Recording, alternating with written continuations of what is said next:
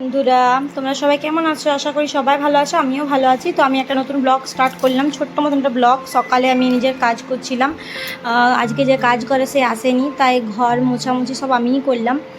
আর বেটু আজকে বাড়িতে আছে, শিবম, কারণ কি ওর স্কুল আজকে ছুটি। আর ছোটকু স্কুল গেছে, বাট শিবম আর স্কুল যায়নি, ছুটি, ওই জন্য। তো এই যে স্নান করে চলে এলাম, এসে পরে মুখে ক্রিম মাখলাম, টোনার দিলাম। তো এই সবই ডেলি রুটিন যে করি। তো একদিন আমি ডেলি রুটিন তোমাদের সঙ্গে শেয়ার করবো, তোমরা একটু আমাকে সবাই ভালোবাসা দিও। এখানে আবার সাপোর্ট বলা যাবে না, সাপোর্ট করো না, বাট আমাকে একটু ভালোবাসা দিও। আমার ব্লগগুলো কেমন লাগছে জানিও। তো এই যে সকালে রান্নাবান্না কমপ্লিট করে নিলাম, আর সব কিছু করে মানে সিঁদুর টিন্দুর পরে নিই, তারপরে ঠাকুরকে প্রণাম করি।